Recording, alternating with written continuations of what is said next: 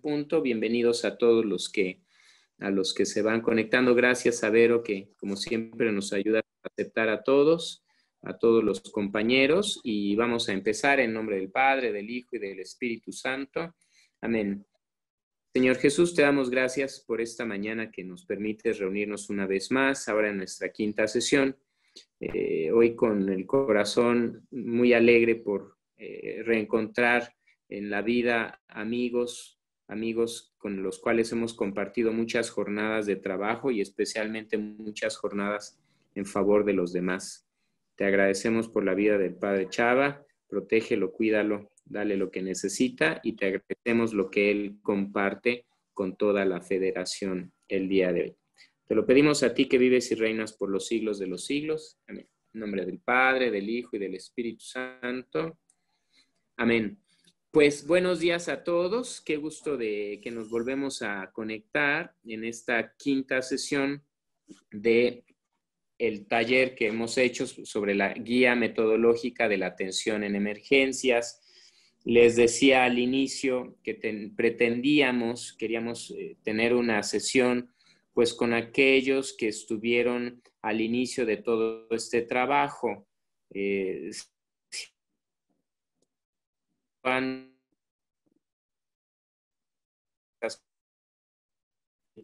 la cuarta o no sé si hasta en la quinta década de trabajo, ¿no? Y especialmente el fruto de el trabajo que se hizo después de 1985, lo vemos reflejado en este documento que hemos ido trabajando, pero no solo.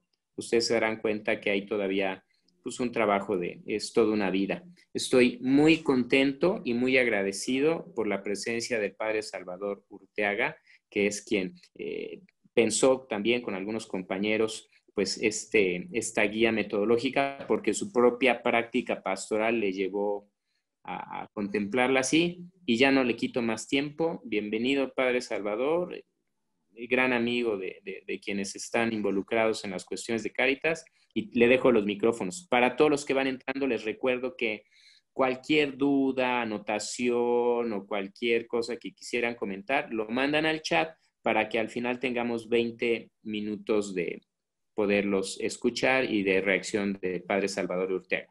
Adelante, Padre, y muchas gracias por tu presencia aquí. Bueno, muchas gracias por la invitación y tener en cuenta que estamos frente a realidades nuevas, difíciles de trabajar para los que estábamos acostumbrados solo a lo presencial. Disculpen los errores y lo que pueda suceder durante este compartir. La guía metodológica ante la emergencia solidaridad. Ante esta pandemia,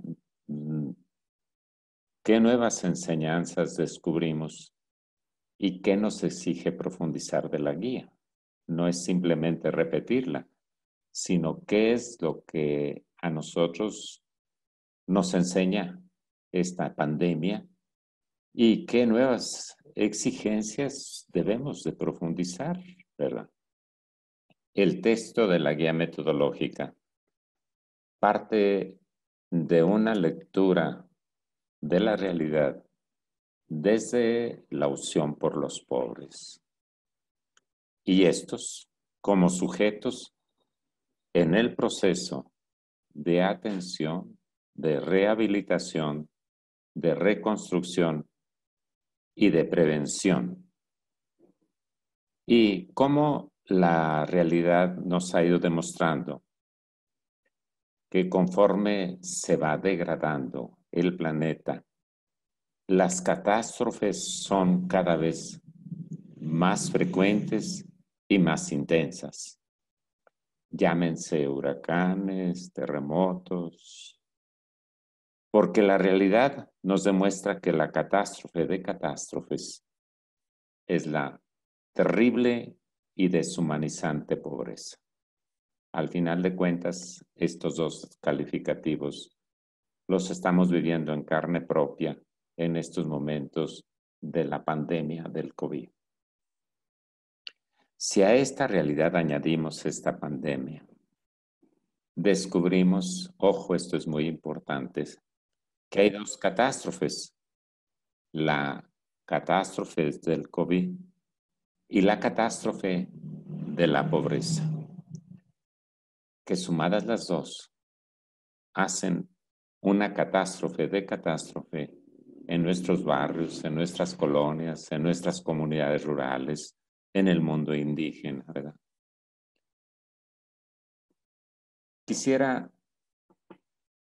partir un poco de la historia de la guía ante la emergencia Solidaridad. Este texto nace de la experiencia de aprender cómo atender las catástrofes, sismos, huracanes, temblores, sequías. No como el mero paso del asistencialismo, ¿verdad? Sino con el objetivo de que quienes viven la experiencia de la catástrofe no se sientan objeto. Esto es muy importante, esto es clave, porque si son objeto los deshumanizamos. Y si son sujetos, ellos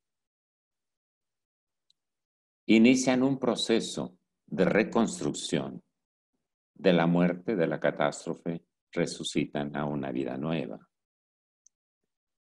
Esta guía provoca que descubramos dos modelos de atención.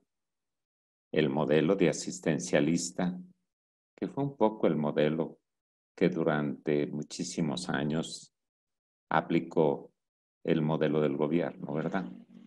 Asistimos para que recuperar votos, ¿verdad? Y el modelo solidario. La guía nos enseña que son 4 fases. La asistencia en tiempo de emergencia, que por lo general debe ser muy corta, ¿verdad? La rehabilitación y la reconstrucción y la prevención. Estas 4 fases tienen como referente 4 ejes que ya los compartieron durante estos días, estos lunes de estudio. La solidaridad, que en el fondo es el eje fundante, ¿verdad? Es el eje central de los otros. La solidaridad, ¿verdad? El enseñarnos a poner en común los bienes, el enseñarnos a compartir desde nuestra pobreza. Porque eso va en el corazón, va en la mística de las personas, ¿verdad? La organización, no podemos estar desorganizando la comunidad, sino por el contrario, tantos valores comunitarios que hay en nuestras comunidades, en nuestros barrios. Exige que esos se acompañen. Y al mismo tiempo, la formación o capacitación que nos ayuda a que las personas puedan ir creciendo como personas.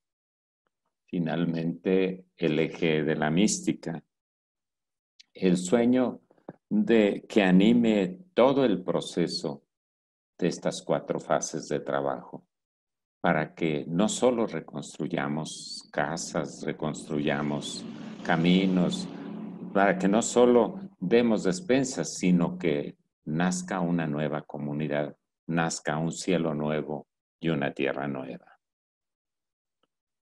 Esta pandemia del COVID nos desafía porque al mismo tiempo se debe atender, no como en las otras catástrofes o emergencias, sino que se debe atender al mismo tiempo la emergencia y la prevención. Aquí está un desafío muy fuerte, ¿eh?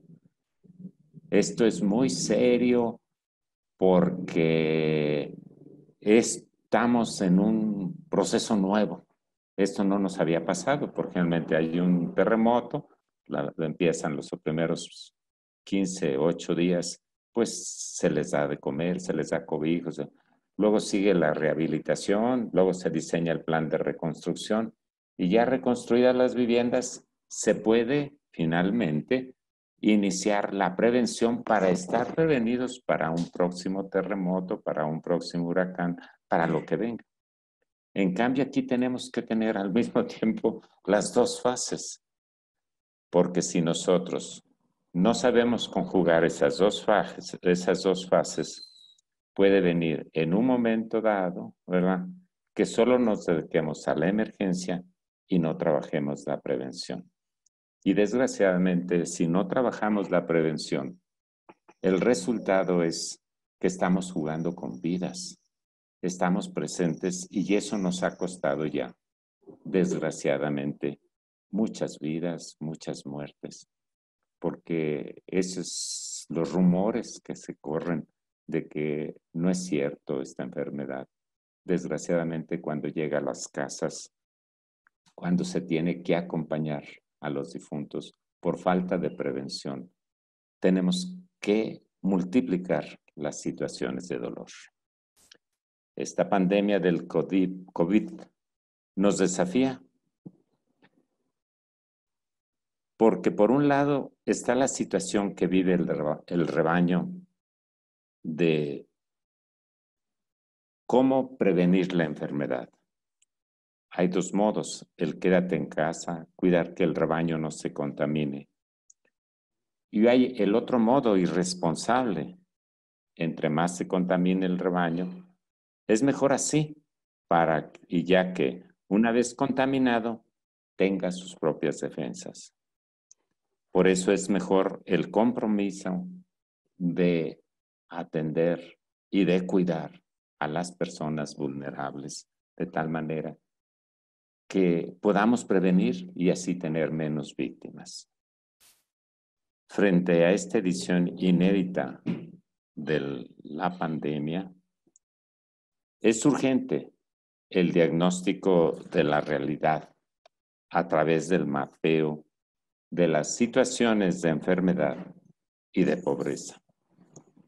Son urgentes e indispensables para diagnosticar la situación y acompañar a las comunidades en su proceso de atención a la emergencia y a la pobreza en su proceso de prevención.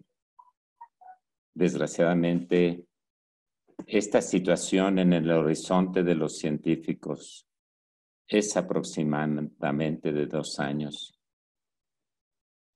Y esto significa para nosotros una inmensa responsabilidad, porque tenemos que estar haciendo continuas lecturas de cómo viene el proceso en nuestras comunidades, en nuestros barrios, en nuestras colonias. Y sobre todo esto, si es difícil para los países ricos, con mayor razón en países pobres como el nuestro. A propósito de esto, recordemos cómo las catástrofes dejan secuelas diferentes en los países ricos que en los pobres. Por ejemplo, si un sismo, un huracán, una enfermedad golpea en Haití, las consecuencias son terribles. Y si ese mismo fenómeno golpea un país rico, las consecuencias son menores y tiene más recursos para atender tal situación. Ante la emergencia que estamos viviendo, puede haber la actitud simplemente de repartir despensas y abandonar a su suerte las comunidades. En este caso, no basta con repartir despensas, sino que hay que descubrir el camino por el que las mismas comunidades se van dando la mano. Creo que eso es fundamental, porque hay mucho, y eso tenemos que hacer una labor de veras de hormigas para ir descubriendo cómo se organizan nuestros barrios, nuestras comunidades, para estar cerca de los que se quedaron sin trabajo, se quedaron sin casa, para los que despidieron, para los que están viviendo situaciones difíciles, para acompañar a los que están viviendo la experiencia de un familiar que está con COVID. para acompañar también en el duelo, en la situación de las familias. Y esto, pues no lo tenemos. La guía nos da unas pistas, pero es necesario nosotros que descubramos esa clave de cómo la comunidad se organiza, se capacita y al mismo tiempo entra en esa mística para poder acompañar en su proceso a quienes es necesario rehabilitar, a quienes es necesario reconstruir y a quienes vivieron esto, que no sientan frustrados y que no sientan fracasados, sino que sientan de veras fortalecidos para enfrentar nuevas situaciones y salir a acompañar nuevas personas. Sin duda, como dice el profeta Isaías, algo nuevo está brotando. ¿No lo notan? Esa es la tarea de todos nosotros, como Cáritas, como hombres y mujeres de buena voluntad. Cómo se están extendiendo caminos nuevos y a situaciones tan difíciles, tan complejas y que por lo contrario, pues no tienen un horizonte próximo que se va a terminar, sino que es algo que esa nueva normalidad no va a ser como antes. Es una nueva normalidad en la que la sociedad tiene que renacer y tiene que redescubrirse de manera diferente. No podemos seguir destruyendo los bosques, no podemos seguir abandonando a los pobres a su situación. Y de esa manera que la comunidad pueda enfrentar y poder descubrir que algo nuevo está brotando. ¿No lo notan? ¿Cómo aprender a vivir en la sana distancia en una nueva normalidad? Nos queda mucho por aprender y que sin duda la guía nos tiene que ayudar a descubrir, primero, no es tratando a las personas como objetos, sino como sujetos. Creo que esto es fundamental, ¿verdad?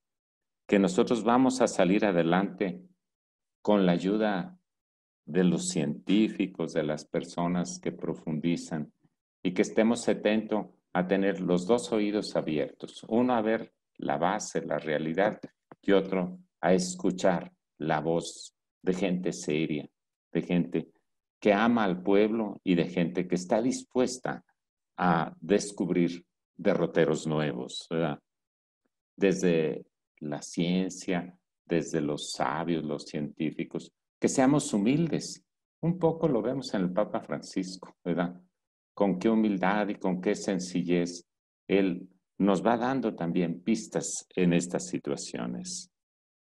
La guía sigue ayudándonos, que aprendamos de las experiencias que nos están ofreciendo, las maneras de cómo la gente está enfrentando el desempleo, que las comunidades se apoyan haciéndose solidarios, compartiendo pan, techo, situaciones de economía.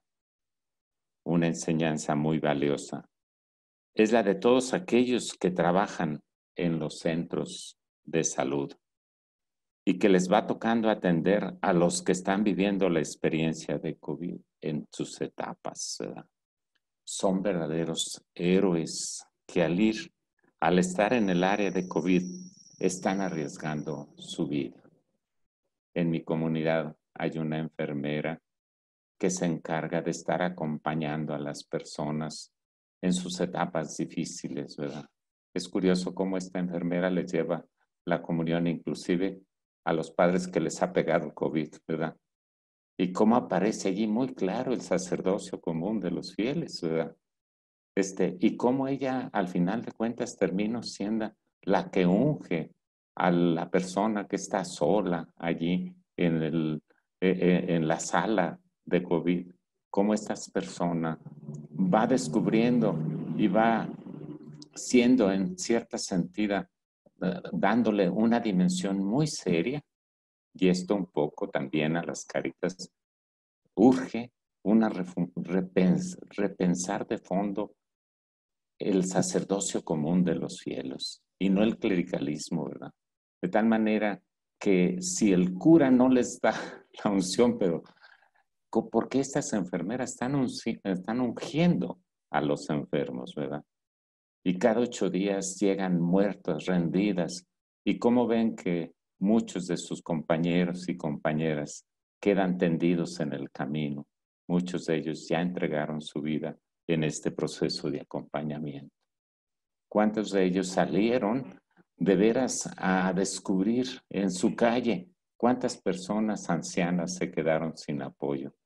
¿Cuántas personas y cuántas familias de veras poder redescubrir que desde la pobreza se puede compartir la despensa, se puede compartir un pedazo de pan, se puede compartir ropa, vestido, pues se puede compartir inclusive en este momento de la escuela los celulares y las tabletas que no se usan con los pequeños que tienen que entrar a clases, ¿verdad? Hay cientos de experiencias que nos corresponde ir buscando caminos.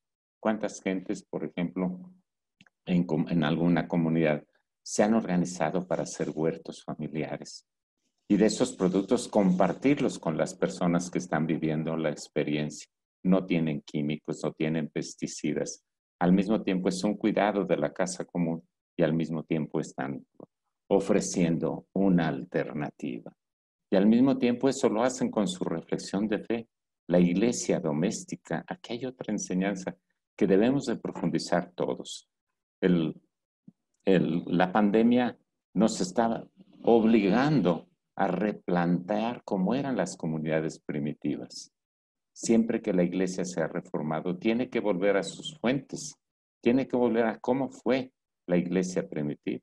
El evangelio de ayer nos lo decía, donde 2 o 3 que hay reunidos en mi nombre, que saben cargar la cruz de los crucificados, y no 2 o 3 que crucifican a los demás y que se llaman cristianos, ¿verdad? Sino aquellos que de veras cargan con la cruz de los crucificados. Allí está Dios, ahí está la presencia de Dios vivo, ¿verdad? Así es que son verdaderos héroes al estar en las áreas de COVID. Están arriesgando su vida y de hecho muchos han muerto contagiados por atender a los enfermos.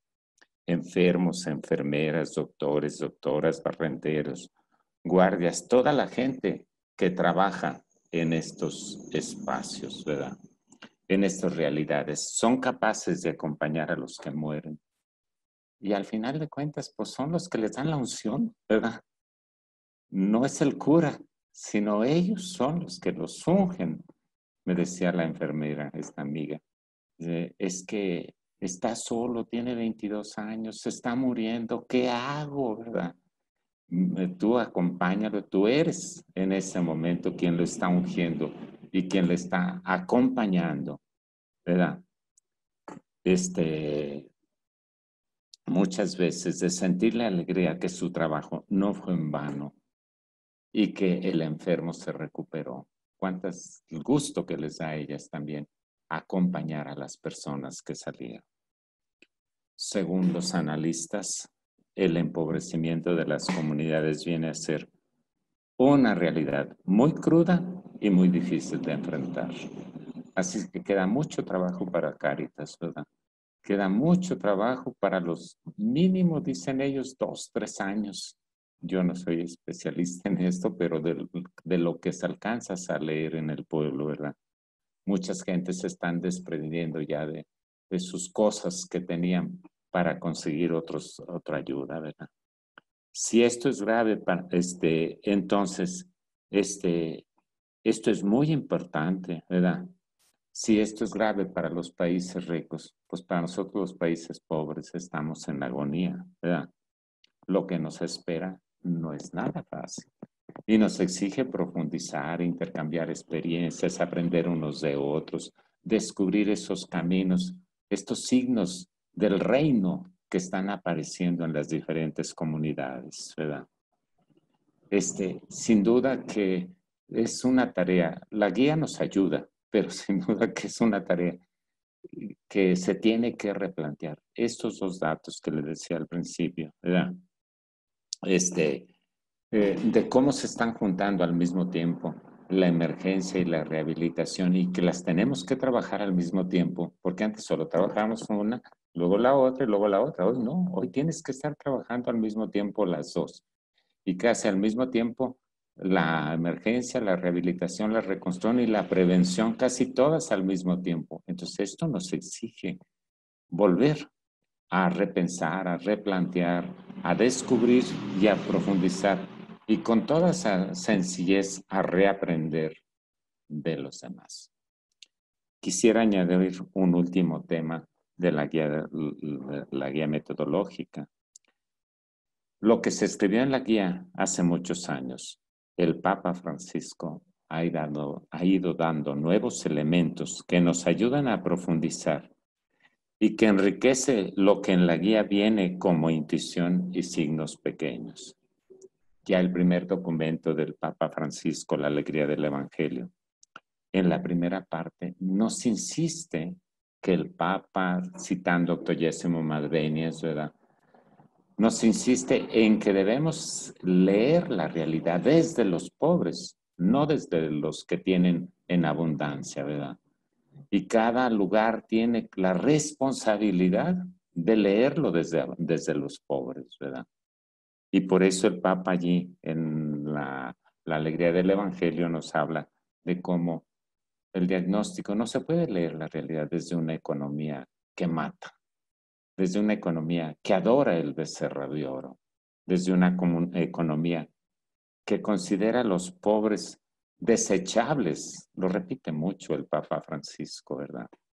Es una economía que nos ayuda, que es una lectura que nos ayuda a descubrir que la lectura que el Papa nos hace es eso que aparece en el Génesis. Caín, Caín, ¿dónde está tu hermano? Y que no le hagamos bromas pesadas a Dios, como Caín que se quiere burlar de Dios. Y así es nuestro sistema, ¿verdad? Lo absoluto es el mercado. Y el mercado se lleva a la familia, se lleva a las comunidades, se lleva a las personas necesitadas, se lleva todo. El mercado es Dios, ¿verdad? Es lo único absoluto. Todo lo demás es relativo y por eso nos encontramos en ese mundo de desechables. Por eso el Papa nos decía, ¿verdad? ¿Dónde está tu hermano?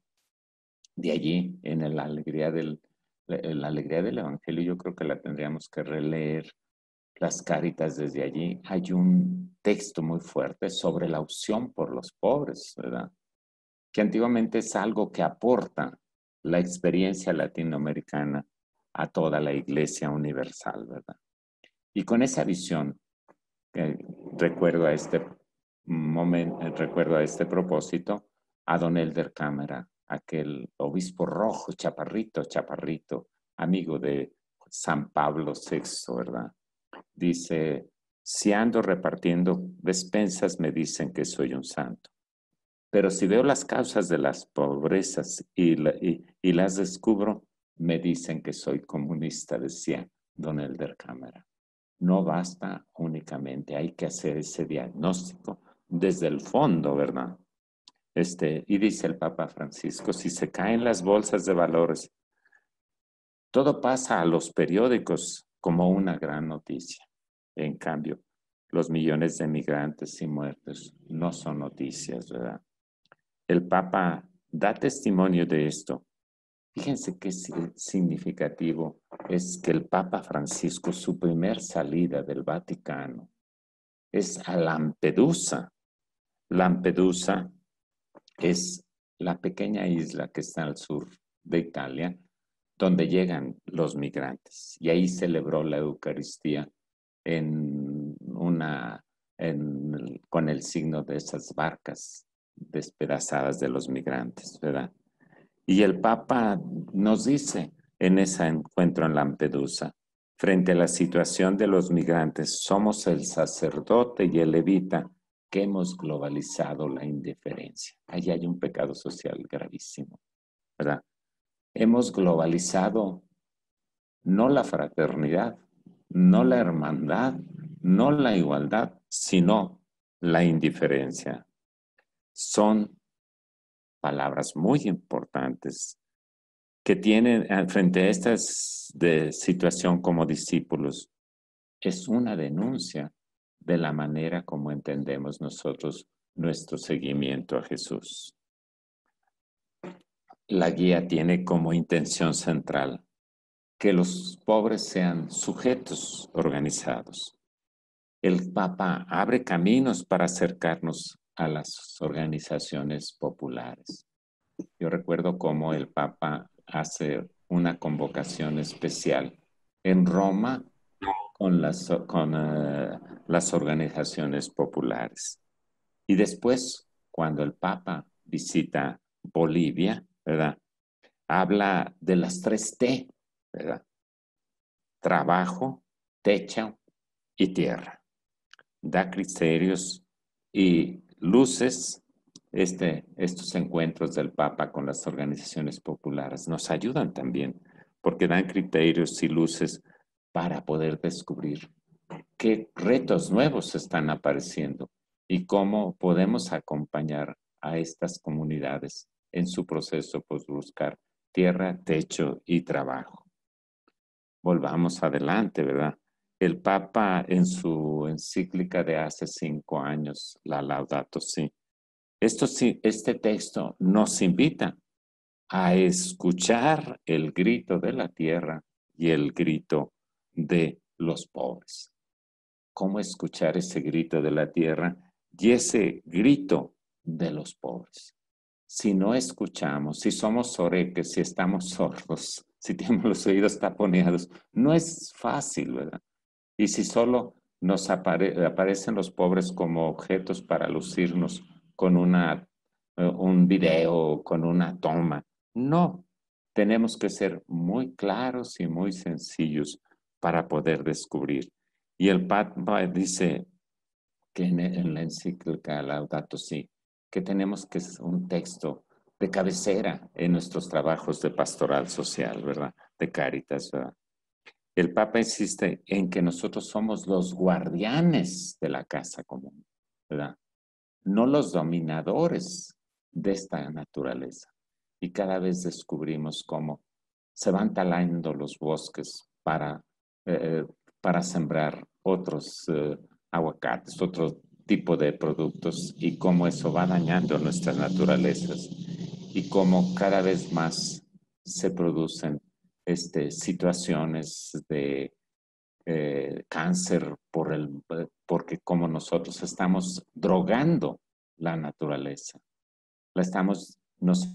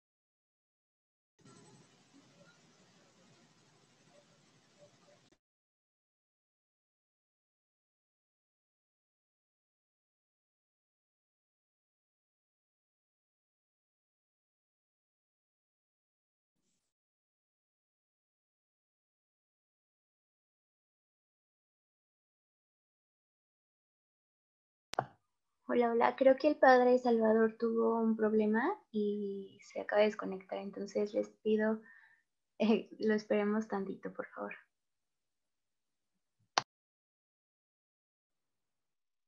No sé si mientras el Padre Salvador se puede volver a conectar y Vero nos hace el favor de auxiliarle, ya alguien tendría alguna pregunta, porque ella está a punto de culminar su presentación.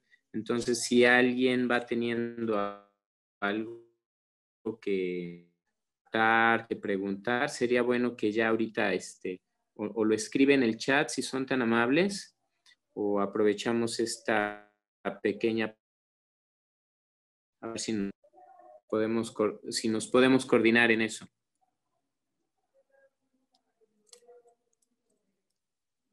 ¿Alguien tiene alguna pregunta que la quisiera hacer llegar, por favor?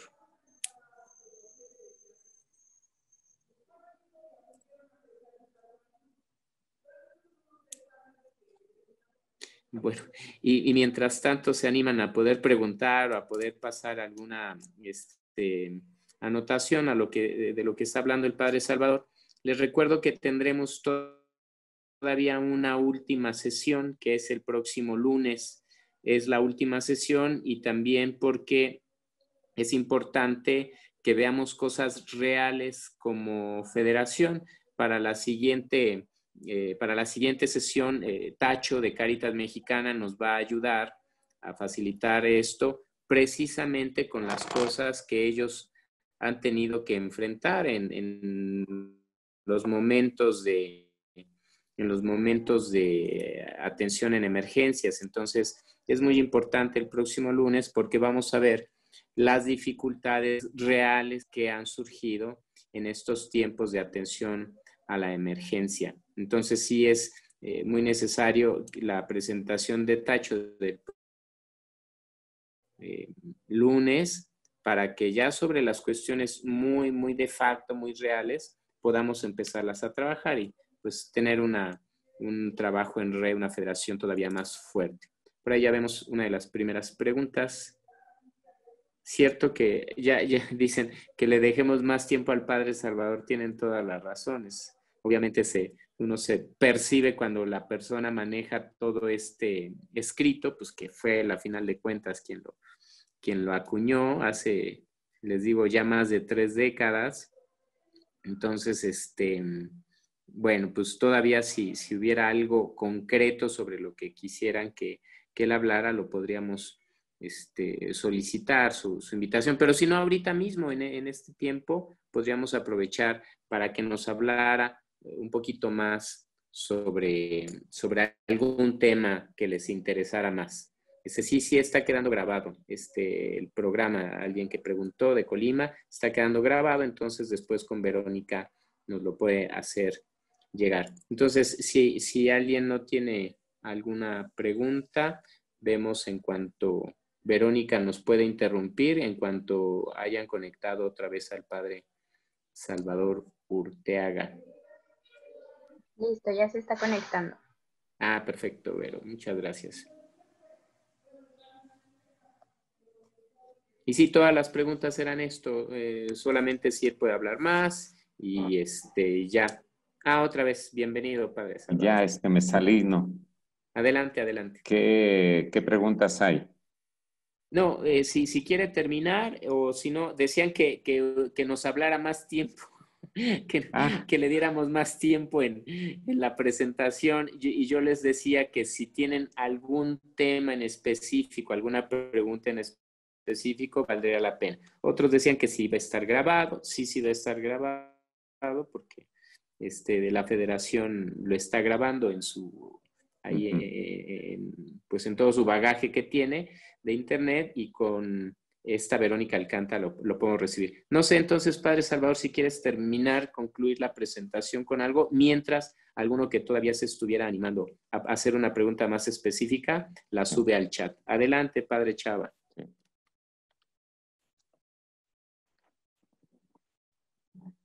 El Papa, estábamos hablando que como el Papa nos ayuda a abrir un libro abierto, ¿verdad? En sus reflexiones. En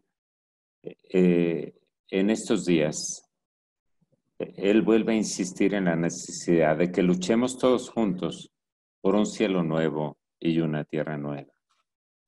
Pues la pandemia llegó para quedarse. Yo creo que este punto es el punto que nos tiene que tener así, con ojos de mucha sabiduría, de escuchar en nuestro corazón qué es lo que nos está exigiendo esta pandemia que llegó para quedarse y que muchas cosas nuevas nos va a traer y que no sabemos. Tenemos que ser muy humildes para aprender, ¿verdad?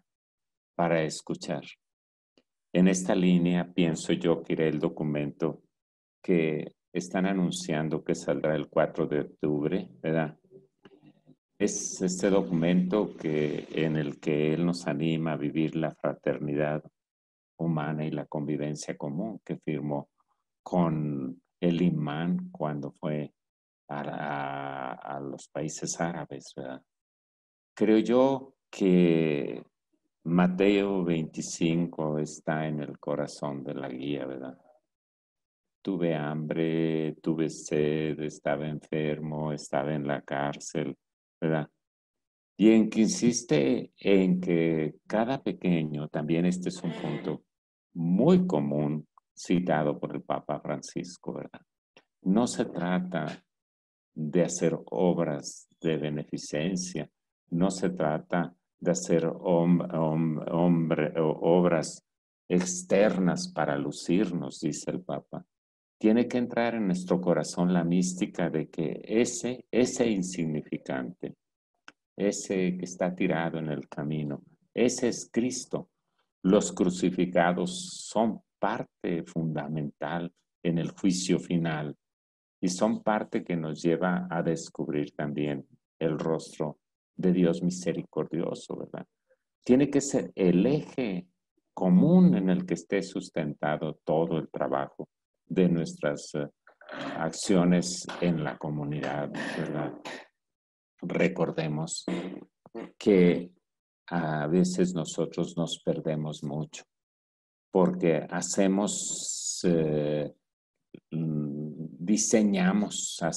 y diseñamos nuestro trabajo casi como acciones cultuales y casi nuestro trabajo de Cáritas, nuestro trabajo de pastoral social, como una especie de llavero en la pastoral, una especie de añadido en la pastoral, cuando en realidad, y esto lo dice el Papa Benedicto, fue el que lo aclaró, porque en algunos documentos del magisterio aparecía como la caridad, como algo integrante. En cambio, el Papa Benedicto en Deus Caritas insiste en que el trabajo de compromiso pastoral es un trabajo constitutivo. En otras palabras, que si ese trabajo nosotros no lo hacemos, no está la iglesia viva. Y entonces a veces la idea que tenemos en muchos lugares, como que esa cosa es una cosa de añadido, es una cosa secundaria y es una cosa solo de repartir despensas o de juntar dinero para eso. No. Nuestra tarea es descubrir al pobre, descubrir el rostro de Cristo, ¿verdad? Ya que lo que hicimos cada uno de estos pequeños, también me lo hiciste a mí. El gran desafío, pues no tengo recetas, ¿verdad? Quiero compartir con ustedes eso, que nuestro gran desafío es seguir profundizando en esas etapas, esas fases de la guía, en ir profundizando en ese eje fundamental de la solidaridad, cómo poder nuestros bienes en común y cómo aprender de esas pequeñas organizaciones que van brotando en nuestras comunidades y que son sujetos de una transformación. Hay que descubrir caminos nuevos que nos presentan esta doble pandemia, la pandemia de la peste y la pandemia de la pobreza. Espero no haberlos enfadado mucho. Creo que ya son las 45 que habíamos planeado para este momento. Así es que este pequeño librito tiene mucho que aprender y mucho que compartir. Ay, disculpen lo que no se haya ido de más o algo pero aquí estamos a sus órdenes para escuchar. Padre Salvador, de Oaxaca nos preguntan que hace 3 años se sufría un sismo en las costas de Oaxaca. Sabiendo que es zona sísmica, ¿se tendría que trabajar al mismo tiempo la cuestión de la pandemia y la prevención de riesgos naturales? Es una de las preguntas que tenemos en el chat. Sí, claro, tenemos que estar atentos a los dos, ¿verdad? Nosotros en Guzmán también vivimos la cuestión de los sismos. Los sismos nunca nos dicen cuándo van a venir y puede ser que el día menos pensado, en un minuto, se destruya todo lo que tenemos, ¿verdad? Pero siempre hay que tener atentos. Entre más nosotros, repito, voy a decir una respuesta, Al menos en Ciudad Guzmán, cuando el sismo del 85, nosotros teníamos grupos organizados en la base, trabajo de base, comunidades con el sentido eclesial en la base. Entonces, a la hora que llegó el sismo, pudimos atender a través de esos grupos organizados de base, pudimos atender la emergencia, porque al mismo tiempo pudimos estar atentos a que realmente llegaran las cosas y el criterio fundamental, llegar a donde nadie llega, llegar a los pobres, llegar a los necesitados. Y junto con ellos organizarnos juntos, no nomás para la asistencia, sino también para la organización. Y de esa base, tener esa oportunidad de reconstruir desde abajo el tejido social. Creo que eso es muy importante. Y sí, vamos a tener que atender la atención de la emergencia y la pandemia, y como las zonas sísmicas no sabemos cuándo, puede ser que duren 1 año, 2 años y a veces hasta 20 años para ver otro sismo. Entonces, entre más tengamos procesos de base, más fácilmente podamos trabajar en esta línea. Yo creo que, miren, a nosotros aquí en Ciudad Guzmán, muchos de los agentes de pastoral que están sosteniendo en este momento el trabajo son gente que se formó reconstruyendo y trabajando la ciudad después del sismo. Eran jóvenes entonces, ¿verdad? Y es un desafío también integrar a los jóvenes. Si a los jóvenes les ofrecemos nomás guitarras para que canten en las misas, por realmente los tenemos que retar y desafiar a situaciones más complejas, a que salgan, a que se manchen las manos en el trabajo en el trabajo de las periferias y de las orillas. Tenemos que hacer un camino muy fuerte de trabajo de base. Si no hay trabajo de base, es muy difícil, ¿eh? Si no hay trabajo de base.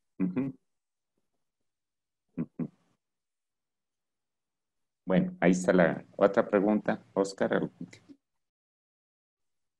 Sí, mire, bueno, hay quien agradece que dice que desde el 2003 ha estado trabajando por los sismos.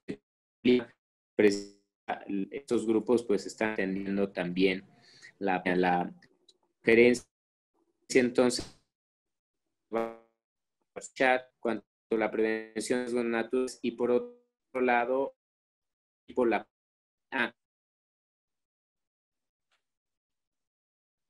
Salas, me dice que se está. y de la pregunta.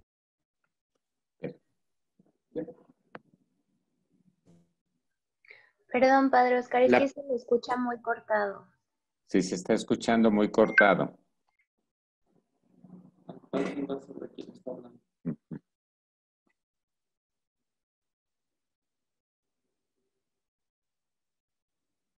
No, creo que el padre tuvo unos problemitas. Pero bueno, lo que estaban comentando justo es que en Colima pues tuvieron una buena experiencia en donde, a ver, lo voy a leer tal cual. Habla Manuel Garay y aprendimos muchísimo del Padre Salvador cuando el temblor de 2003 en Colima y seguimos aprendiendo de él con la pandemia. Luis Toledo pone, entonces la sugerencia es trabajar con un equipo de base en cuanto a la prevención de riesgos naturales y por otro lado, con otro equipo por la pandemia. No, van juntos.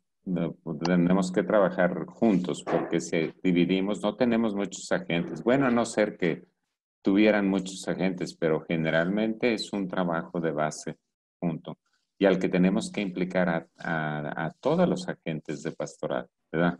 Porque es constitutivo. Si no trabajamos la dimensión del amor, pues haremos, dice el Papa Francisco, es una ONG cualquiera, no somos ONG, es constitutivo del ser de iglesia el que nosotros trabajemos, ¿verdad?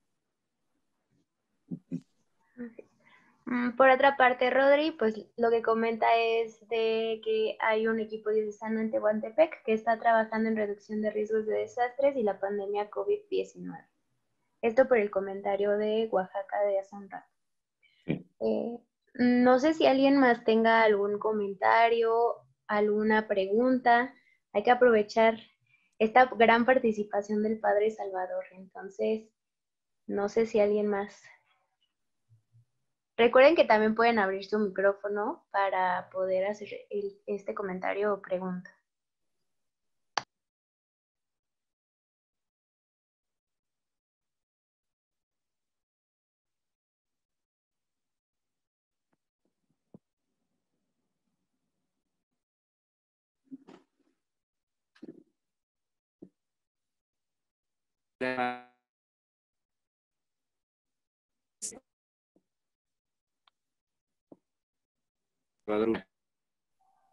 No quise volver a repetir. Entonces, yo quisiera retomar los desafíos que él nos presenta, ¿no? Él urge replantear la vida de la misma iglesia, confrontándola con aquellas primeras comunidades, y urge el servicio común de los fieles y también la organización bajo estas fases y estos ejes. Yo quiero agradecer mucho su presencia, Padre Salvador. Que nos acercan, que si bien por un lado nos cuidan, por otro nos acercan a personas tan buenas y tan sabias como usted, Padre Salvador. Le agradecemos su presencia y bueno, pues ahora sí, la próxima, y gracias nuevamente a todos. Nos veríamos con Tacho el próximo lunes en el mismo canal a la misma hora. Gracias a todos, que Dios nos bendiga y gracias al Padre Chava. Padre Oscar, aquí hay una intervención pequeña. Manuel Garay pide al padre si podría platicar acerca de la casa para los pobres en Ciudad Guzmán.